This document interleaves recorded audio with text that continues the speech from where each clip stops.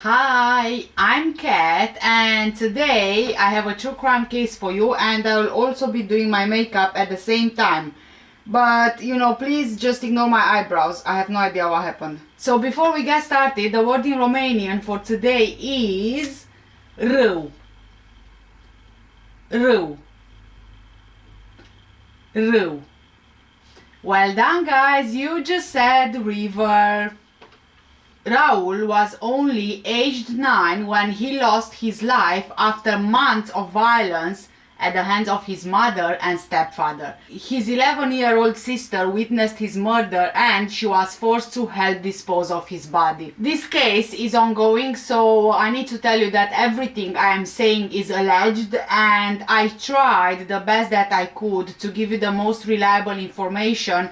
However, because it's still developing, I can't guarantee that everything I will say is accurate, so, due diligence, guys. Also, I don't have all of the names available, and some of the names that I do have are just first names and initials. This case was reported by the press in Belgium. Raul, who was aged 9, lived with his 11-year-old sister, Ioana, his mother, also called Ioana, and her boyfriend, Nicu C., in Africala near Dampoort in Ghent, Belgium. However, the family is from Romania. The mother, Ioana Micu, who is 30 years old, comes from a family of 12 children, some of them living in Romania and some of them living abroad, just like her older brother, Marius Micu.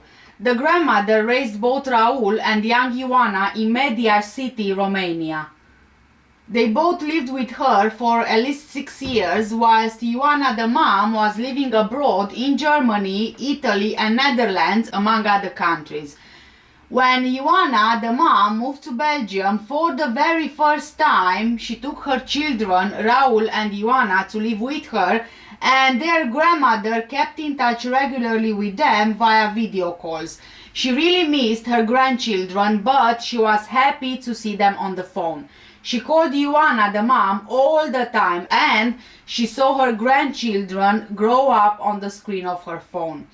However, this would soon change because the grandmother noticed after a while that Raul wasn't in those video calls anymore. Ioana the mom acted like nothing was wrong. She would say that, Raul was in the shower, or that he was playing outside with his friends, or that he was already asleep. Whilst at first the grandmother wasn't suspicious, who would have a reason to be, right? It kind of got strange for her, because as time went on, Raul was never there and the stories kept repeating themselves. Because she hadn't seen him for such a long time, she asked Ioana the mom if Raul could call her back so that she can see him, but Raul never did. When Ioana was asked why he didn't, she came up with another excuse, that the phone's battery was dead. There was always an explanation for Raul not being there. As you can imagine, by now the family becomes increasingly worried. On 10th of April, which was just a few days ago, one of the other sisters of Marius and Ioana the mom, they decided to send Ioana a WhatsApp message asking what happened with Raul. And this is when the sister received a horrific reply. Ioana asked, why does everyone still want to hear from Raul? Because Raul had been dead since 31st of January 2023, and he was killed by her partner Nicu.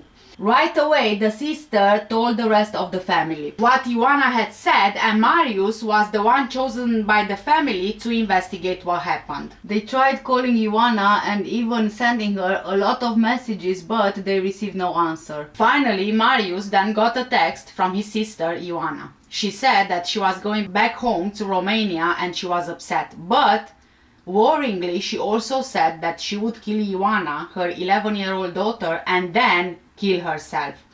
She then turned off her mobile phone. Obviously, in a panic, Marius looked for the phone numbers of the police in Belgium, and on calling them, he was constantly being transferred and never quite found the right department to speak to, but In the end, he was advised to explain the situation to the police in Castrop-Rauxel, a city in Germany. Marius gave the German police the photos of his sister, her children, and also her partner. Meanwhile, Marius's brother-in-law and a friend left Dortmund, Germany, for Ghent, Belgium, which was around 300 kilometers away. They went to Ioana's house with police, and luckily they found her and the 11-year-old daughter safe and unharmed. They were both taken to the police station. Marius's brother-in-law asked Ioana what happened, and Ioana told him that Nicu, her partner, killed Raul and then threw him in the water. According to the family, Raul's 11-year-old sister is a key witness to this case. She told them everything that Raul went through. Both Nicu and Ioana had been working at a meat plant, but the stepfather lost his job in January. He grew frustrated that Ioana, the mom, wouldn't give him her wages, and he couldn't stand being without a job, so what he did was take his frustration out on the children. One day he got mad because the kids were making too much noise while playing. Investigators asked Raul's mother and his 11-year-old sister what had happened. The mother said that Raul died after falling from the loft, but the girl said that the couple went to the Hadduk River with a suitcase. According to the girl's statement, Nicu attacked her brother in particular. She only received a few blows, but Raul suffered for days. She saw Raul being tortured with ice water or hot water, beaten with a belt and punched. But both his mother and her partner abused Raul. It wasn't just him. Allegedly, the 11-year-old girl told her uncle Marius that she saw her mother attack Raul as well.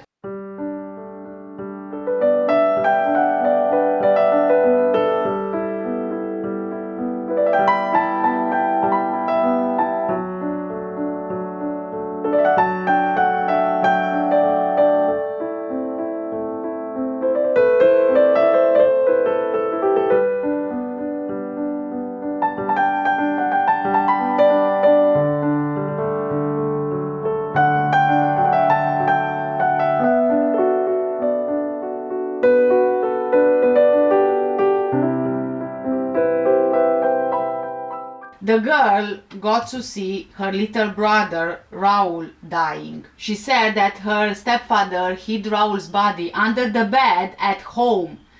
Now mind you, they only had one bedroom. They left Raul's body under the bed for 2 or 3 days. So, just think about this for a moment here, because he was under that bed for 2-3 days whilst they all slept in the same bed, allegedly. Then the 11-year-old saw Nicu stuffing Raul's body into a black Puma duffel bag. The 3 of them went to the lake at night. Nicu carried the duffel bag containing Raul's body on his shoulder, and at the water's edge, Nicu forced Raul's sister to get him heavy rocks and sand to place in the bag to make it heavier so that the bag sinks to the bottom. The little girl watched as Nicu threw the bag with Raul into the water. They then waited a few more minutes until they saw the bag sink. The 11-year-old girl described the noise the bag made as it hit the water repeatedly to her family. She is left traumatized. Confronted with this version of events from the girl, Ioana, the mother, finally admitted that Nicu was hitting Raul. Raul's mother was arrested while her boyfriend, Nicu, fled Belgium and took refuge in a Roma camp in Germany. On 14th of April, he was arrested in Bakel, North Brabant, the Netherlands. Authorities in Belgium requested his extradition, and Nicu didn't oppose his surrender to the authorities. He was brought before a prosecutor in Amsterdam on 17th of April by video link. He was initially taken into custody on a European arrest warrant. In the Netherlands, all cases regarding extradition from the Netherlands to another country within the European Union are handled by the International Legal Assistance Center in Amsterdam. Nicu, who is 34 years old, is from Romania, Media City, and he doesn't actually have a known place of residence.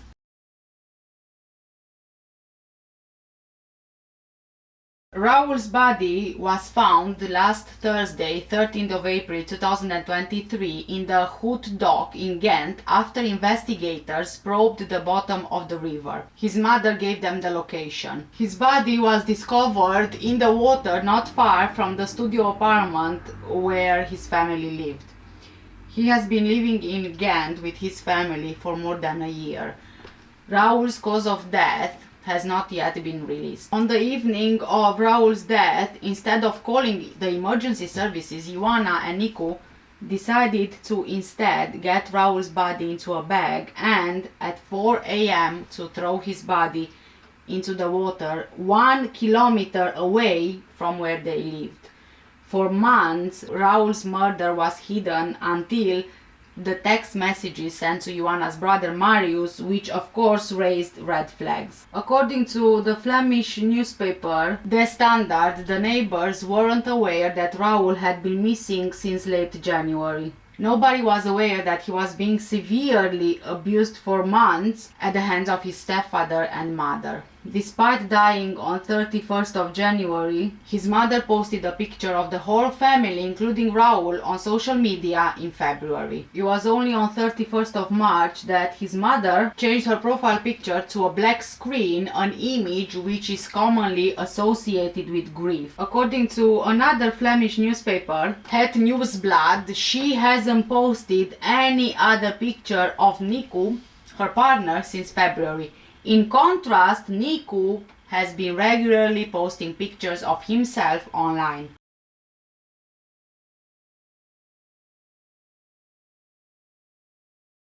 The family lived illegally in Belgium, and since the boy didn't attend school anymore, no one realized that he's missing since January. It was his uncle from Germany who informed the police. Both Ioana and Nicu had been working in the meat plant in Zele, where there were inspections being conducted as there was suspicion that they were employing illegal workers, obviously to pay them less. Allegedly, I think. Raul's sister, the 11-year-old girl, was placed in the care of her uncle Marius, who returned to Germany. On social networks, relatives paid tribute to Raul. "Your life was too short, Raul," they wrote alongside photos of him.